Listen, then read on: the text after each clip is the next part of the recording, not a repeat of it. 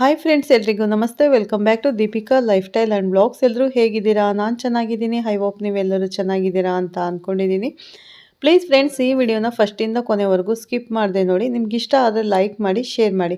ಹಾಗೆ ಓಂ ಶನೇಶ್ವರಾಯ ನಮಃ ಅಥವಾ ಓಂ ಶ್ರೀ ಗುರು ರಾಘವೇಂದ್ರಾಯ ನಮಃ ಅಂತ ಒಂದು ಕಮೆಂಟ್ ಮಾಡೋದನ್ನು ಖಂಡಿತ ಮರಿಬೇಡಿ ಸ್ನೇಹಿತರೆ. ಹೊಸದಾಗಿ ನೋಡ್ತಾ ಇರೋರು ಫಸ್ಟ್ ನನ್ನ ಚಾನಲ್ಗೆ ಸಬ್ಸ್ಕ್ರೈಬ್ ಮಾಡ್ಕೊಳ್ಳಿ. ಪಕ್ಕದಲ್ಲಿರೋ ಬೆಲ್ ಐಕನ್ ಪ್ರೆಸ್ ಮಾಡಿ. ನಾನು ಹಾಕೋ ಪ್ರತಿಯೊಂದು ವಿಡಿಯೋ ನೋಟಿಫಿಕೇಷನ್ಗೆ ಬರುತ್ತೆ, ತಕ್ಷಣ ನೋಡ್ಬೋದು. ಬನ್ನಿ ಇವಾಗ ನೋಡೋಣ ಕನ್ಯಾ ರಾಶಿ ಬಗ್ಗೆ. ಕನ್ಯಾ ರಾಶಿಯವರ 2026ನೇ ವರ್ಷದ ಭವಿಷ್ಯ ಅಂದರೆ ವರ್ಷ ಭವಿಷ್ಯ. ಸ್ವಾಭಾವಿಕವಾಗಿ ನಾವು ಯುಗಾದಿ ಹಬ್ಬವನ್ನು ಹೊಸ ವರ್ಷ ಅಂತ ಆಚರಣೆ ಮಾಡ್ತೀವಿ, ಪದ್ಧತಿ ಇದೆ. ಇದು ಮೊದಲಿನಿಂದಲೂ ಪಂಚಾಂಗದ ಪ್ರಕಾರ ಪೂಜೆ ಮಾಡಿ ನಮಗೆ ವರ್ಷ ಪ್ರಾರಂಭ ಆಗೋದೇ ಯುಗಾದಿ ಹಬ್ಬಕ್ಕೆ. ಆದರೆ ಇದು ಆಂಗ್ಲ ಹೊಸ ವರ್ಷ ಅಂತ ಹೇಳ್ತೀವಿ. 2026 ಆಂಗ್ಲ ಹೊಸ ವರ್ಷ ಅಂತ ಹೇಳ್ತೀವಿ. ಇದನ್ನು ಕೂಡ ಎಲ್ಲರೂ ಆಚರಣೆ ಮಾಡ್ತಾರೆ. ಹಾಗಾಗಿ ಜನವರಿ 1ರಿಂದ ಡಿಸೆಂಬರ್ 31, 2026ನೇ ಇಸವಿಯ ಕನ್ಯಾ ರಾಶಿಯವರ ವರ್ಷ ಭವಿಷ್ಯ ಹೇಗಿದೆ ಅಂತ ನೋಡೋಣ ಬನ್ನಿ ಸ್ನೇಹಿತರೆ. ಮೊದಲನೇದಾಗಿ ಪ್ರತಿಯೊಬ್ಬ ಸ್ನೇಹಿತರಿಗೂ ಅಂದರೆ ಪ್ರತಿಯೊಬ್ಬ ವೀಕ್ಷಕರಿಗೂ ಕೂಡ ಆಂಗ್ಲ ವರ್ಷದ ಹೊಸ ವರ್ಷ ಆರ್ಥಿಕ ಶುಭಾಶಯಗಳನ್ನು ತಿಳಿಸ್ತಾ, ಕನಸು ಪ್ರತಿಯೊಬ್ಬರಿಗೂ ಇರುತ್ತೆ. ಅದನ್ನು ನನಸು ಮಾಡಿಕೊಳ್ಳೋದಕ್ಕೆ ಒಳ್ಳೆ ಕಾಲ ಅನ್ನುವಂಥದ್ದು ಬರಬೇಕು. ಕನ್ಯಾ ರಾಶಿಯವರಿಗೆ ಆ ಕಾಲ ಪ್ರಾಯಶಃ ಬಂದಂತಾಗಿದೆ. ಭಗವಂತನ ಆಶೀರ್ವಾದ, ಭಗವಂತನ ಕೃಪಾ ದೃಷ್ಟಿ ಅನ್ನುವಂಥದ್ದು ಕನ್ಯಾ ರಾಶಿಯವರ ಮೇಲೆ 2026ರಲ್ಲಿ ಬೀಳಲಿಕ್ಕೆ ಶುರುವಾಗ್ತಾ ಇದೆ. ಪ್ರಥಮವಾದಂತಹ ವಿಚಾರ ಏನಂತಂದರೆ, ಸದ್ಯಕ್ಕಂತೂ ಕನ್ಯಾ ರಾಶಿಯವರಿಗೆ ಗುರುಬಲ ಇಲ್ಲ. ಆದರೆ ಕನ್ಯಾ ರಾಶಿಯವರಿಗೆ ಜೂನ್ 2ನೇ ತಾರೀಕಿನಿಂದ ಬಹಳ ಬಲಿಷ್ಠವಾಗಿರ್ತಕ್ಕಂಥ ಗುರುಬಲ ಪ್ರಾಪ್ತಿಯಾಗ್ತಾ ಇದೆ. 12 ವರ್ಷಕ್ಕೆ ಒಮ್ಮೆ ಲಾಭಸ್ಥಾನಕ್ಕೆ ಬರುವಂತಹ ಗುರು ಕನ್ಯಾ ರಾಶಿಯವರಿಗೆ ಈ ವರ್ಷ ಬರ್ತಾ ಇದೆ. 12 ವರ್ಷಕ್ಕೆ ಒಂದು ಸಲ ಬರ್ತಾರೆ ಅಷ್ಟೇ ಅವರು ಲಾಭಸ್ಥಾನಕ್ಕೆ. ಕನ್ಯಾ ರಾಶಿಗೆ ಅದು ಇದೇ ವರ್ಷ ಲಾಭಸ್ಥಾನ ಅಂದರೆ ಹೌಸ್ ಆಫ್ ಗೈನ್ ಅಂತ ಹೇಳ್ತಾರೆ, ಏಕದಶ ಸ್ಥಾನ. ನಾವು ಪೂಜೆ ಮಾಡಿಸಬೇಕಾದರೆ ಕೆಲವೊಂದು ಮಂತ್ರಗಳು, ಸಂಕಲ್ಪ ಇದೆಲ್ಲ ಹೇಳಬೇಕಾಗುತ್ತೆ ಸ್ನೇಹಿತರೆ. ಯಾವ ಗ್ರಹ ಶುಭ ಸ್ಥಾನಕ್ಕೆ ಬರ್ತಾ ಇದ್ದಾರೆ ಅಂತ ನೋಡೋದಾದರೆ, ಅತ್ಯಂತ ಅತಿಶಯ ಶುಭ ಏಕಾದಶ ಸ್ಥಾನ ಫಲ ಸಿದ್ಧಾರ್ಥಂ ಅಂತಂ ಸಂಕಲ್ಪ ಮಾಡ್ತೀವಿ. ಯಾವ ಗ್ರಹಗಳು ಎಲ್ಲಾದರೂ ಇದ್ಕೊಂಡು ಹೋಗಲಿ, ಆದರೆ 11ನೇ ಮನೆ ಇದ್ದಾಗ ಏನು ಫಲ ಕೊಡ್ತಾರೋ ಆ ಫಲ ಕೊಡಲಿ ಅಂತ ದೇವರನ್ನು ಪೂಜೆ ಮಾಡ್ತೀವಿ. ಅಂತ 11ನೇ ಸ್ಥಾನದ ಫಲವನ್ನು ಕೊಡಲಿಕ್ಕೆ ಕನ್ಯಾ ರಾಶಿಯವರಿಗೆ ಗುರು ಸಜ್ಜಾಗಿದ್ದಾರೆ. ಜೂನ್ 2ನೇ ತಾರೀಕು ರೆಡಿಯಾಗಿಬಿಡಿ. ನಿಮ್ಮ ಜೀವನದ ಗೋಲ್ಡನ್ ಡೇಸ್ ಪ್ರಿಪೇರ್ ಆಗಿ.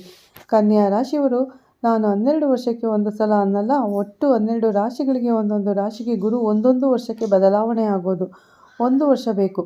ಗುರು ಒಂದು ಮನೆ ಬದಲಾವಣೆ ಆಗೋಕ್ಕೆ ಅದೇ ಶನಿಗೆ 2.5 ವರ್ಷ ಬೇಕು. ಅದೇ ರಾಹು ಕೇತುಗಳಿಗೆ 18 ತಿಂಗಳು, ಆದರೆ 1.5 ವರ್ಷ ಶುಕ್ರನಿಗೆ. 30ರಿಂದ 60 ದಿನ ಸೂರ್ಯನಿಗೆ 1 ತಿಂಗಳು, ಕುಜನಿಗೆ 45ರಿಂದ 60 ದಿನ, ಬುಧನಿಗೆ 14 ದಿನದಿಂದ 28 ದಿನ, ಇನ್ನು ಚಂದ್ರನಿಗೆ 2.5 ದಿನ. ಇದು ಗ್ರಹಗಳ ಬದಲಾವಣೆ ಆಗೋದಕ್ಕೆ ತಗೊಳ್ಳುವಂಥ ಸಮಯ ಸ್ನೇಹಿತರೆ. ಈಗ ನೋಡಿ, ಕನ್ಯಾ ರಾಶಿಗೆ ಅಧಿಪತಿ ಯಾರು ಅಂತಂದರೆ ಬುಧನಿಗೆ ಶನಿ ಮಿತ್ರ. ಹಾಗಾಗಿ 7ನೇ ಮನೆಯಲ್ಲಿ ಶನಿ ಇದ್ದರೂ ಕೂಡ ದೊಡ್ಡ ಬಾಧೆ ಇಲ್ಲ. ಶನಿ ದೃಷ್ಟಿ ನಿಮ್ಮ ರಾಶಿ ಮೇಲೆ ಇದೆ, ಆದರೂ ನಿಮಗೇನು ಭಯ ಇಲ್ಲ. ಯಾಕಂದರೆ ನಿಮ್ಮ ರಾಶಿಯಾಧಿಪತಿ ಬುಧನಿಗೆ ಅವನು ಮಿತ್ರತ್ವ. ಇದೊಂದು ಪ್ಲಸ್ ಪಾಯಿಂಟ್ ಸರಿ. ಹಾಗಿದ್ರೆ ಈ ವರ್ಷ ಮೇಜರ್ ಆಗಿ ಬದಲಾವಣೆ ಆಗುವಂಥದ್ದು ಕೇವಲ ಗುರು ಮಾತ್ರನೇ. ಇನ್ನೊಂದು ಡಿಸೆಂಬರ್ ಅಲ್ಲಿ ಬದಲಾವಣೆ ಆಗುತ್ತೆ. ರಾಹು ಕೇತುಗಳು ಅದು ನೆಕ್ಸ್ಟ್ ಇಯರ್ ಭವಿಷ್ಯ ಕೊಟ್ಟು 2027ಕ್ಕೆ. ಈಗ ನಾವು ಕುಲಂಕುಷವಾಗಿ ನೋಡಬೇಕಾಗಿರೋದು, ಒಂದು 12ನೇ ಮನೆ ಕೇತು, 6ನೇ ಮನೆ ರಾಹು, 7ನೇ ಮನೆ ಶನಿ, 11ನೇ ಮನೆ ಗುರು. ಈ 4 ತುಂಬ ಇಂಪಾರ್ಟೆಂಟ್. ಹಾಗಾಗಿ ವಿವರವಾಗಿ ನೋಡೋದಾದರೆ, ಮೊದಲನೆಯದಾಗಿ ಕನ್ಯಾ ರಾಶಿಯವರಿಗೆ ಎಜುಕೇಷನ್ ಹೇಗಿರುತ್ತೆ? ಅತ್ಯಂತ ಲಾಭದಾಯಕವಾಗಿರುತ್ತೆ. ಈ ವರ್ಷ ನಿಮ್ಮ ಜೀವನದಲ್ಲಿ ಎಂದೂ ಕಾಣದೇ ಇರತಕ್ಕಂಥ ಮೆಮೊರಿ ಪವರ್, ಎಂದೂ ಕಾಣದೇ ಇರತಕ್ಕಂಥ ಜ್ಞಾನ ವೃದ್ಧಿಯಾಗುತ್ತೆ. ಪಾಸಿಟಿವ್ ಮೈಂಡ್ ಇನ್ಕ್ರೀಸ್ ಆಗುತ್ತೆ ಸ್ನೇಹಿತರೆ. ಅಂದರೆ ಪಾಸಿಟಿವ್ IQ ಇನ್ಕ್ರೀಸ್ ಆಗುತ್ತೆ. ಇಚ್ಛಾಶಕ್ತಿ, ಜ್ಞಾಪಕ ಶಕ್ತಿ ಇದೆಲ್ಲ ತುಂಬ ಚೆನ್ನಾಗಿ ಜಾಸ್ತಿಯಾಗಿ ಫ್ಲೋ ಆಗುತ್ತೆ ಕನ್ಯಾ ರಾಶಿಯವರಿಗೆ. ಕನ್ಯಾ ರಾಶಿಯ ಶಕ್ತಿ ಈ ವರ್ಷ ವಿದ್ಯೆ, ಅದು ಜೂನ್ 2ನೇ ತಾರೀಕು ನಂತರ, ಅಂದರೆ 2026 ಜೂನ್ 2ನೇ ತಾರೀಕಿನ ನಂತರ ಅಪ್ಲೈ ಆಗುತ್ತೆ. ಮತ್ತು ವಿದ್ಯೆಯಲ್ಲಿ ನೀವು ಯಾವುದಾದರೂ ದೊಡ್ಡ ಸ್ಥಾನಕ್ಕೆ ಹೋಗಬೇಕು, ಒಂದು UPSC ಎಕ್ಸಾಮ್ ತಗೋಬೇಕು, ಒಂದು KS ಪಾಸ್ ಮಾಡಬೇಕು, ಒಂದು ಗೌರ್ಮೆಂಟ್ ರಿಲೇಟೆಡ್ ಎಕ್ಸಾಮ್ ಬರೀಬೇಕು, ಅಥವಾ ಕ್ಲಾತ್ ಅಂದರೆ ನೀಟ್ JA ದೊಡ್ಡ ಜಾಗಗಳಲ್ಲಿ ಓದಬೇಕು, ವಿದ್ಯಾಭ್ಯಾಸ ಮಾಡಬೇಕು ವಿದೇಶದಲ್ಲಿ. ವಿದ್ಯಾಭ್ಯಾಸ ಮಾಡಬೇಕು ಅನ್ನೋರಿಗೆಲ್ಲರಿಗೂ ಕೂಡ ಕನಸು ನನಸಾಗುವಂಥ ವರ್ಷ. ಪ್ರಯತ್ನ ತುಂಬ ಬೇಕು. ಪ್ರಯತ್ನ ಅನ್ನುವಂಥದ್ದು ಬಹಳ ಮುಖ್ಯ. ಪ್ರಯತ್ನದಿಂದಲೇ ಸಕ್ಸಸ್ ಆಗುವಂಥದ್ದು ಸ್ನೇಹಿತರೆ. ಸ್ಟ್ರಾಂಗ್ ಆದಂಥ ಪ್ರಯತ್ನದಲ್ಲಿ ಅದು ಬಹಳ ಇಂಪಾರ್ಟೆಂಟ್. ವಿದ್ಯಾಭ್ಯಾಸ ಕ್ಷೇತ್ರಗಳಲ್ಲಿ ಯಾವುದೇ ಸಮಸ್ಯೆ ಇಲ್ಲ.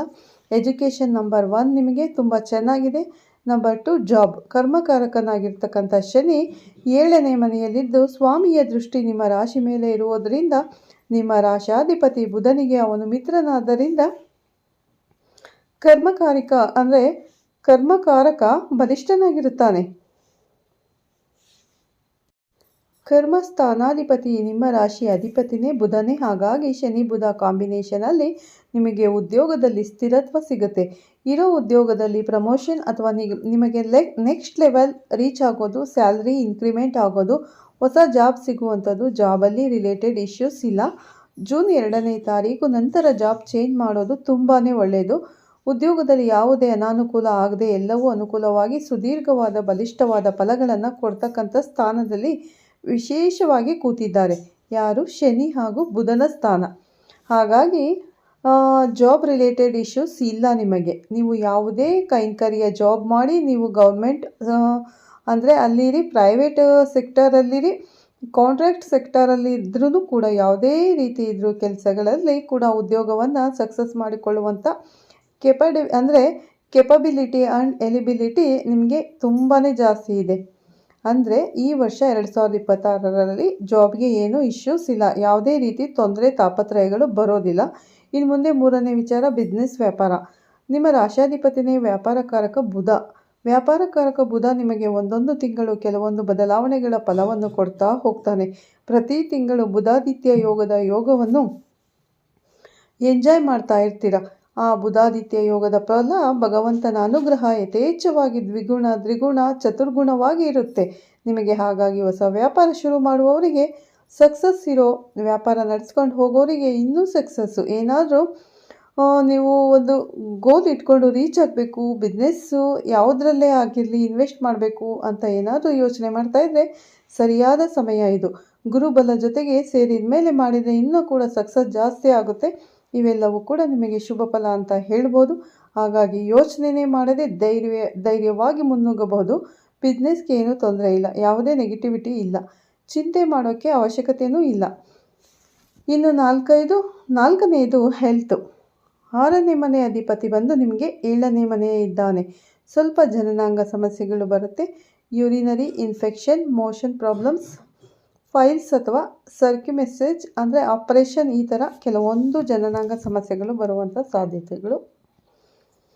ಬೆನ್ನು ಮೂಳೆ ಅತ್ಯಂತ ಅಂದರೆ ಸ್ವಲ್ಪ ಚಿಕ್ಕ ಪುಟ್ಟ ಸಮಸ್ಯೆ ಆಗೋದು, ಸ್ವಲ್ಪ ಮಟ್ಟಿಗೆ ಹಿಂಸೆ ಆಗುತ್ತೆ. ಮತ್ತು ರಕ್ತ ಸಂಚಾರದಲ್ಲಿ ಏರ್ಪೇರು ಆಗುವಂಥದ್ದು, ಇವೆಲ್ಲ ಆರೋಗ್ಯದಲ್ಲಿ ಆಗಬಹುದಾದ ಸ್ವಲ್ಪ ಸಣ್ಣ ಪುಟ್ಟ ಸಮಸ್ಯೆಗಳು. ಸಾಧ್ಯವಾದಷ್ಟು ಯೋಗ, ಮೆಡಿಷನನ್ನು ಮಾಡಿ, ಅದು ನಿಮಗೆ ಬಹಳ ಒಳ್ಳೆಯ ಫಲವನ್ನು ಕೊಡುತ್ತೆ ಸ್ನೇಹಿತರೆ. ಅದರಲ್ಲಿ ಡೌಟೇ ಇಲ್ಲ. ಹೆಲ್ತಲ್ಲಿ ಬೇರೆ ಯಾವುದೇ ದೊಡ್ಡ ಪ್ರಮಾಣ ಸಮಸ್ಯೆ ಇಲ್ಲ. ಬೇರೆ ಏನಾದರೂ ಸಮಸ್ಯೆ ಇದ್ದರೆ ಅದು ನಿಮ್ಮ ಮೂಲ ಜಾತಕಕ್ಕೆ ಅನ್ವಯಿಸುತ್ತೆ. ಗೋಚಾರದ ರೀತಿಯ ಇಷ್ಟೇ ನಿಮಗೆ ಹೆಲ್ತ್ ರಿಲೇಟೆಡ್ ಇಶ್ಯೂಸ್. ಇನ್ನು ವೆಲ್ತ್, ಐಶ್ವರ್ಯ ಹೇಗಿರುತ್ತೆ ಅಂದರೆ ತುಂಬಿ ತುಳುಕುತ್ತೆ. ಈ ವರ್ಷ ನಿಮಗೆ ಐಶ್ವರ್ಯ ಅನ್ನುವಂಥದ್ದು ವೃದ್ಧಿ, ಒಳ್ಳೆ ಹಾಗೆ ಮೇಲಕ್ಕೆ ರೀತಿಯಾಗಿ ಹತ್ತುತ್ತೆ. ಬೆಟ್ಟ ಹೆಂಗೆ ಹತ್ತುತ್ತೀವಿ ನಾವು ಆ ರೀತಿ ಹತ್ತುತ್ತೆ ಐಶ್ವರ್ಯ. ಈ ವರ್ಷ ಜೂನ್ 2ನೇ ತಾರೀಕು ನಂತರ ಬರುವಂಥ ಗುರು ಬಲದಲ್ಲಿ ನೀವು 7ನೇ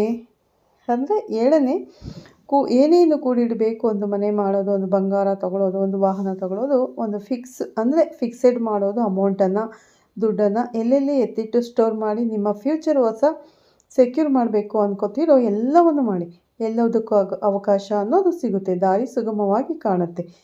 ದಾರಿಯಲ್ಲಿ ಯಾವುದೇ ರೀತಿ ಅಡೆತಡೆ ಇರೋದಿಲ್ಲ ಸ್ನೇಹಿತರೆ. ಯಾವುದೇ ನಿಮ್ಮ ಪ್ರಯತ್ನ ಒಳ್ಳೆಯದಾಗಿದ್ದರೆ ಖಂಡಿತ ಒಳ್ಳೆಯ ಫಲ ನೀವು ಅನುಭವಿಸ್ತೀರ. ಹೆಚ್ಚಾಗಿರುತ್ತೆ, ನಿಮ್ಮ ಪ್ರಯತ್ನ ಹೆಚ್ಚಾಗಿರಬೇಕು. ಸ್ವಲ್ಪ ದುಡ್ಡು ಸಂಪಾದನೆ ಮಾಡೋದು ಕಷ್ಟ ಅಂತಂದರೆ ಸ್ವಲ್ಪ ಅದಾದಮೇಲೆ ಜಾಸ್ತಿ ದುಡ್ಡು ಮಾಡೋದು ತುಂಬ ಈಸಿ ಅಂತೆ.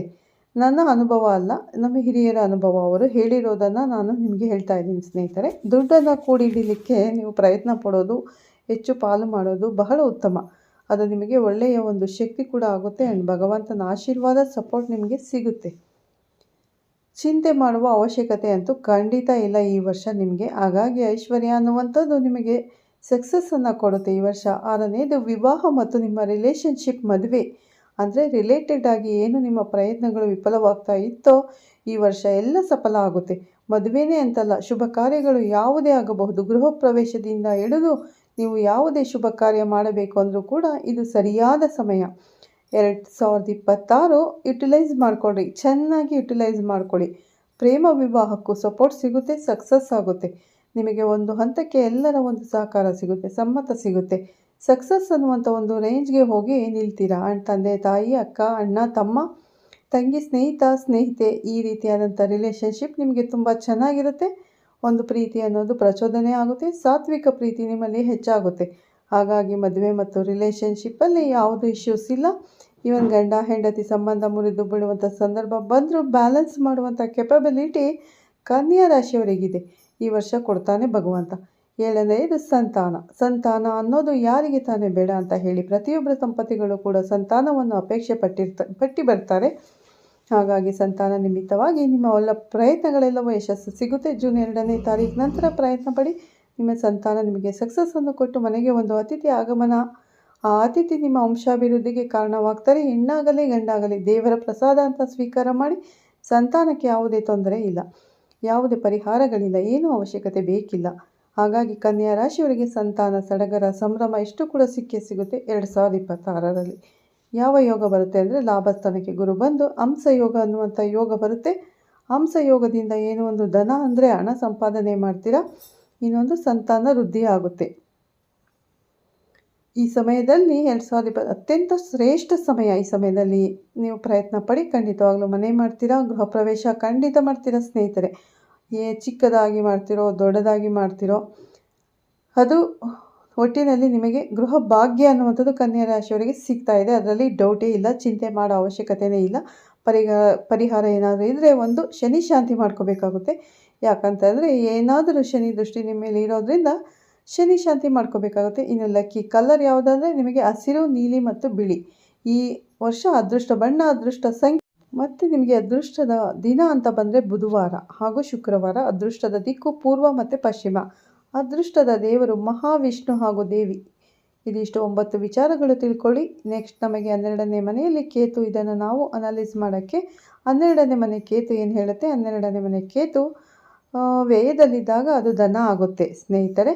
ಮೋಕ್ಷ ಕುಂಡಲಿ ಅಂತ ಅದರ ಹೆಸರು ಅರ್ಥ. ಈ ವರ್ಷ ಹೆಚ್ಚು ಆಧ್ಯಾತ್ಮಿಕ ದೇವರು, ದೊಡ್ಡವರು, ಗುರುಗಳು ಅಂತ ಪೂಜೆಯನ್ನು ಮಾಡುವಂಥದ್ದು ಹೆಚ್ಚಾಗುತ್ತೆ. ಜೊತೆಗೆ ದೇಶ ವಿದೇಶಗಳ ಸಂಚಾರ ಮಾಡುವಂಥ ಯೋಗ ಕೂಡ ನಿಮಗೆ, ಕಷ್ಟಗಳು ಕೂಡ ದೂರ ಆಗುತ್ತೆ, ಯೋಗ ಕೂಡ ಇದೆ ಅಂತ ಹೇಳ್ತಾ ಈ ವಿಡಿಯೋನ ಇಲ್ಲೇ ಮುಗಿಸ್ತಾ ಇದ್ದೀನಿ. ಈ ವಿಡಿಯೋ ಇಷ್ಟ ಆದರೆ ಲೈಕ್ ಮಾಡಿ, ಶೇರ್ ಮಾಡಿ. ಮತ್ತೆ ಸಿಗ್ತೀನಿ ಉತ್ತಮ ರಾಶಿ ಭವಿಷ್ಯದೊಂದಿಗೆ. ಅಲ್ಲಿವರೆಗೂ ಧನ್ಯವಾದಗಳು.